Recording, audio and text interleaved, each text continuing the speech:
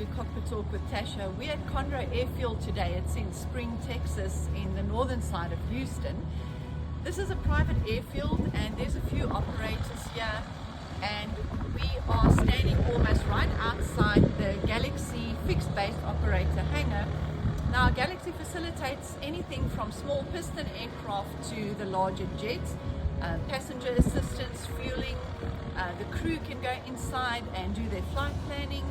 A really great facility. If you're ever out at Conroe Airport, come and try the Walnut Cafe, where we just had a nice cup of coffee and a beautiful slice of cake.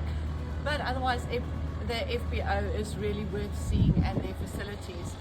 So we came out today to give you an insight into how the small aircraft operate from this airport. So what I'm going to show you in the clip straight after this is a small little high-wing aircraft, and we'll talk you through it and the really disciplined way in which these aircraft taxi out of here. Although they've got ample space, discipline at small airports like these are absolutely critical. So let's have a look at what the airport has to offer us. Departing here is a Cessna 172. It's a high-wing small aircraft. These are the type of aircraft that are typically used for ab initio training. So this aircraft has got instructions from the tower that he can depart, and the line that he's following in front of him, that red and yellow painted line on the ground that you see, is called a taxi line. So the aircraft is expected to maintain that taxi line with its nose wheel.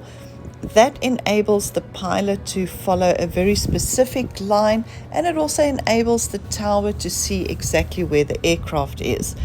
So the communication between the aircraft tower and the aircraft at this point would just be to taxi to the holding point. In this instance, he would have given him runway 14 to depart from, and those departures are based on the wind direction at the time. So we're going to just follow this aircraft. If you see the line in front of him, that's also a taxiway. An aircraft would typically just hold short of that or just stop to make sure there's no conflicting traffic, and then continue with its taxi. You'll see the speed of taxiing is normally done pretty slow, unless the tower would request you to speed it up because there's really a lot of traffic at the airport and they want to keep the traffic flow going, but also to just keep the aircraft speed safe on the ground. So we're going to see this aircraft take a left here, and he'll be taxiing up to the holding point. During this time, the pilot might also do a few cockpit checks, make sure that everything is ready for departure in case the tower gives him an immediate departure on the turn onto the runway. So the pilot has a lot of time to check his cockpit and a few internal things on his checklist before he even gets to the holding point.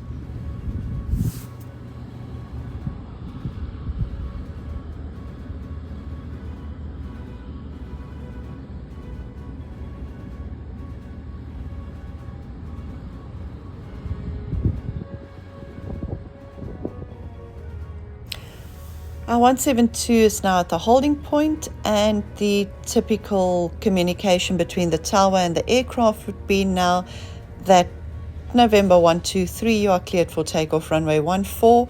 After departure, right-hand turn out to whichever heading the tower would give him.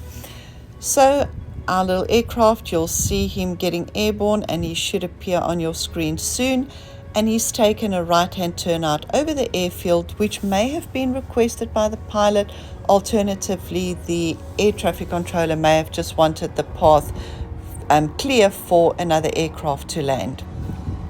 From here, the pilot will be handed to either radar control, or he would go to the general flying area. Depends on what his flight plan at the time stipulates. So there's our 172 on his way to fly.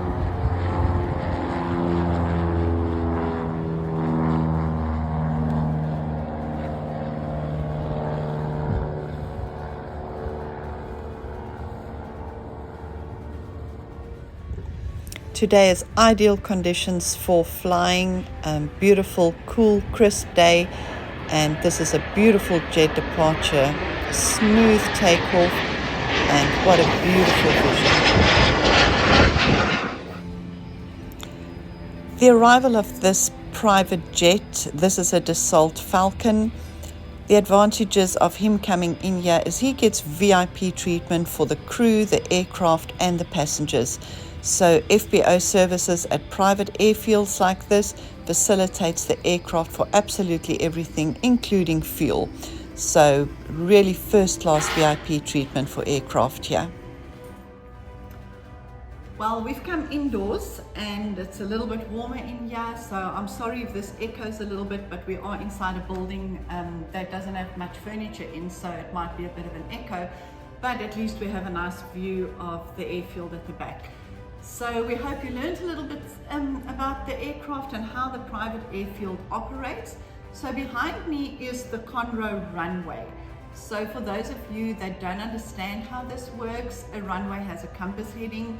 So when the aircraft approach, they would be told where to go. This particular runway headings is 3214. Now those numbers are opposite numbers on a compass.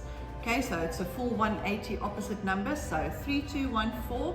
And this airfield's runway is about 7,500 feet, so about 2.2 kilometers, which means it facilitates fairly large private jet aircraft.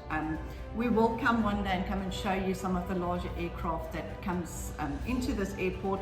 It's a little bit quiet today. I think the weather has also really hindered some flights. So yeah, unfortunately we are on a quiet day. But this is Conroe Airport, wonderful airport. There is customs available at this airport. So if you do fly internationally coming in here or out of here with a private aeroplane, then that can be facilitated. Well, before we bore you with too much information, thanks for joining us today. My name is Natasha and we look forward to seeing you with Cockpit Talk with Tasha soon again. Bye-bye.